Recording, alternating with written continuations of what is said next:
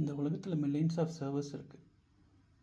ஆனால் அத்தனை சர்வர்ஸ்லையும் என்ன ஆப்ரேட்டிங் சிஸ்டம் யூஸ் பண்ணுறாங்கன்னு தெரியுமா? அதுதான் லினக்ஸ். ஆனால் லினக்ஸ்னால் என்ன?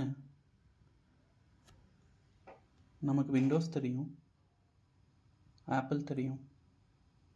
ஆனால் லினக்ஸ்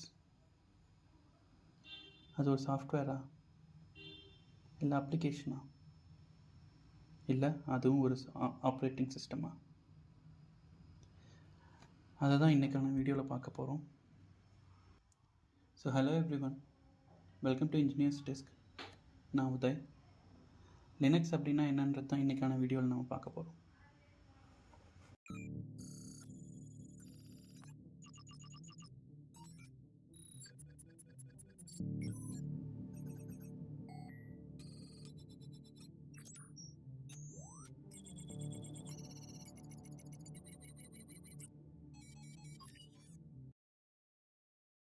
இப்போ விண்டோஸ்னால் என்னென்னு புரிஞ்சுக்கணும் அப்படின்னா முதல்ல நமக்கு ஆப்ரேட்டிங் சிஸ்டம்னா என்னன்னு தெரியணும். So what is an operating system? நான் ஒரு யூசர், என்கிட்ட ஒரு லேப்டாப் இருக்குது. அந்த லேப்டாப்பில் சிபியு, ரேம், ஹார்ட் டிஸ்க் இந்த மாதிரி பல ஹார்ட்வேர்ஸ் கலந்தது தான் ஒரு லேப்டாப். ஒரு யூஸராக இருக்குன்னா இந்த ஹார்ட்வேர் மொத்தமாக இருக்கிற ஒரு கம்ப்யூட்டர்கிட்ட இன்ட்ராக்ட் பண்ணணும் அப்படின்னா நான் பேசுகிற மொழி அதுக்கு புரியாது, அந்த ஹார்ட்வேரோடைய மொழி எனக்கு புரியாது. ஸோ இந்த மாதிரி நேரத்தில் எனக்கும் இந்த கம்ப்யூட்டருக்கும் இடையில் ஒரு பிரிட்ஜாக இருக்க போகிற ஒரு விஷயந்தான் ஆப்ரேட்டிங் சிஸ்டம்.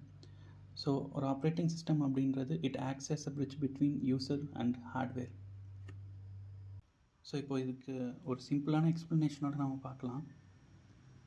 இப்போ என்கிட்ட இருக்க இந்த ஆப்ரேட்டிங் சிஸ்டமை ஒரு வெயிட்டர் மாதிரி நினச்சிக்கோங்க. ஸோ இப்போ நான் ஒரு ரெஸ்டாரண்ட் போகிறேன். அந்த ரெஸ்டாரண்ட் தான் நம்மக்கிட்ட இருக்க கம்ப்யூட்டர். அந்த ரெஸ்டாரண்ட்டுக்கு நான் ஒரு கஸ்டமர், இந்த கம்ப்யூட்டருக்கு நான் ஒரு யூசர். ஓகே, ஸோ நான் ஒரு மாஸ்டர்கிட்டையோ இல்லை ஒரு செஃப்கிட்டையோ எனக்கு என்ன வேணும் அப்படின்றத போய் டைரெக்டாக ஆர்டராக சொல்ல முடியாது. ஸோ எனக்கும் அந்த செஃப்புக்கும் நடுவில் ஒரு இன்டர்மீடியேட்டராக இருக்க போகிற ஒருத்தர் தான் இங்கே நம்ம வெயிட்டர்னு சொல்லுவோம். ஸோ அதையே கம்ப்யூட்டரில் சொல்லணும் அப்படின்னா அதுதான் ஆப்ரேட்டிங் சிஸ்டம். இந்த செஃப்பு தான் இந்த கம்ப்யூட்டரில் ஹார்ட்வேர். ஸோ எனக்கு என்னெல்லாம் தேவையோ அது எல்லாத்தையும் நான் வெயிட்டர்கிட்ட சொல்லுவேன். வெயிட்டர் செஃப்புக்கிட்ட சொல்லுவாங்க, எனக்கான டிஷ் என் கைக்கு வரும் வெயிட்டர் மூலமாக. ஸோ அதே தான் கம்ப்யூட்டர்லேயும் நடக்குது. யூஸரான நான் ஆப்ரேட்டிங் சிஸ்டம் மூலமாக ஹார்ட்வேர்கிட்ட எனக்கு என்ன வேணும் அப்படின்னு நான் சொல்கிறேன். கம்ப்யூட்டருக்கு புரிஞ்ச மொழியில் அந்த ஆப்ரேட்டிங் சிஸ்டம் நான் சொன்ன விஷயத்தை ஹார்ட்வேர்கிட்ட கொடுத்து அந்த வேலையை முடித்ததுக்கப்புறமா எனக்கு தேவையான அவுட்புட்டை ஹார்ட்வேர்கிட்ட இருந்து வாங்கி எனக்கு புரிஞ்ச மாதிரி ஒரு மொழியில் என்கிட்ட கொடுக்கும். ஸோ இதுதான் ஆப்ரேட்டிங் சிஸ்டம். ஸோ இப்போ ஆப்ரேட்டிங் சிஸ்டம்னால் என்னன்னு புரிஞ்சிருக்கும்னு நினைக்கிறேன். புரியல அப்படின்னா இந்த ஒரு டாப்பிக்கை மட்டும் இன்னொரு தடவை ரீவைண்ட் பண்ணி பாருங்கள், கண்டிப்பாக புரியும். ஸோ நெக்ஸ்ட் என்ன அப்படின்னா, நமக்கு ஆப்ரேட்டிங் சிஸ்டமில் விண்டோஸ் தெரியும், மேக் தெரியும், லினக்ஸ் அப்படின்னு ஒன்று இருக்குது. ஸோ விண்டோஸ் அப்படின்றது நம்மக்கிட்ட இருக்கிற பிசி, அதாவது லேப்டாப் இல்லை டெஸ்க்டாப் எல்லாத்துலேயும் யூஸ் பண்ணுவோம். மேக் அப்படின்றத ஆப்பிள் டிவைசஸ் எல்லாத்துலேயும் நம்ம பார்ப்போம், மேக் புக் இந்த மாதிரியான டிவைசஸ்ஸு. பட் லினக்ஸ் அப்படின்றது எங்கே இருக்கும்னு தெரியுமா? அது பெரிய பெரிய சர்வர்ஸில் யூஸ் பண்ணுவாங்க. ஸோ சர்வர்ஸில் யூஸ் பண்ணுற இந்த ஆப்ரேட்டிங் சிஸ்டம் இது ஒரு ஓப்பன் சோர்ஸ் ஆப்ரேட்டிங் சிஸ்டம். அப்போ கம்பெனிஸ் ஏன் லினக்ஸை ப்ரிஃபர் பண்ணுறாங்க அப்படின்னா, so first of all Linux அப்படின்றது ரொம்ப செக்யூரான ஒரு ஓஎஸ். செகண்ட், இது ரொம்ப ஃபாஸ்ட்டாக இருக்கும். And third, it's completely free, licence fee இல்லை, வேறு எந்த பிரச்சனையும் கிடையாது. ஃபோர்த், லினக்ஸ் ஒரு open source OS. So world wide developers contribute பண்ணி அதை இம்ப்ரூவ் பண்ணிகிட்டே இருப்பாங்க. And finally, it's highly customisable. So open source அப்படின்றது என்ன அப்படின்னா, இந்த ஓஎஸ்க்கான கோடு எல்லாமே பப்ளிக்காக அவைலபிளாக இருக்கும். யார் வேணாலே அந்த கோடை வியூ பண்ணலாம், மாடிஃபை பண்ணலாம், அது எனக்கு தகுந்த மாதிரி இம்ப்ரூவும் பண்ணிக்கலாம்.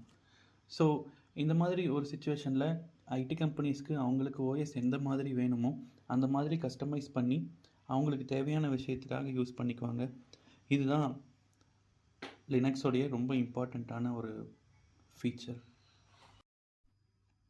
அப்போ இந்த லினக்ஸை எங்கெல்லாம் யூஸ் பண்ணுறாங்க அப்படின்னா, cloud storages, websites, Android phones, banking systems, even super கம்ப்யூட்டர்ஸில் இந்த லினக்ஸ் தான் ஓஎஸ்ஸாக இருக்குது.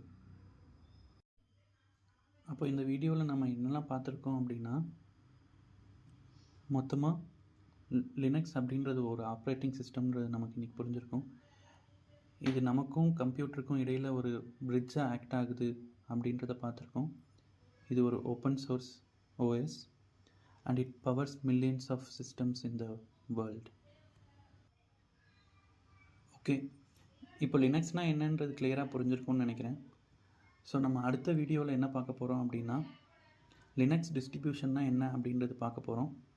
இந்த Ubuntu, Debian, Fedora, Rocky Linux, Red Hat, இந்த மாதிரி மல்டிபிள் வெர்ஷன்ஸ் இருக்கும். நீங்கள் இந்த வீடியோ பார்த்ததுக்கப்புறம் இந்த ஓஎஸ் நீங்கள் டவுன்லோட் பண்ணணுன்னு நினச்சிங்கன்னா, டவுன்லோட் லினக்ஸ்ன்னு கூகுளில் கொடுக்கும்போது இந்த மாதிரி multiple versions, multiple flavours of Linux video நீங்கள் பார்ப்பீங்க. அப்படி இருக்கும்போது ஒரு பிகினராக நான் எதை சூஸ் பண்ணணும் அப்படின்றதையும், இதை நம்ம எப்படி இன்ஸ்டால் பண்ணணும் அப்படின்றதையும் அடுத்த வீடியோவில் பார்க்கலாம். ஸோ இது வரைக்கும் பார்த்த எல்லாமே உங்களுக்கு ஈஸியாக புரிஞ்சிருக்கும்னு நினைக்கிறேன். இந்த வீடியோ உங்களுக்கு பிடிச்சிருந்தது அப்படின்னா கண்டிப்பாக லைக் பண்ணுங்கள். இதே மாதிரி இன்ஜினியரிங்கில் இன்ட்ரெஸ்டடாக இருக்கிற உங்களுடைய ஃப்ரெண்ட்ஸுக்கு ஷேர் பண்ணுங்கள். உங்களோட டவுட்ஸ் ஏதாவது இருந்தது அப்படின்னா கமெண்ட்டில் சொல்லுங்கள். மறக்காமல் இன்ஜினியர் டெஸ்க்குக்கு சப்ஸ்கிரைபும் பண்ணிடுங்க. ஸோ இதே மாதிரி அடுத்த வீடியோவில் லினக்ஸ் டிஸ்ட்ரிபியூஷன் அப்படின்னா என்னன்றத டாப்பிக்கோடு நம்ம பார்ப்போம். Until then, as usual, hello everyone.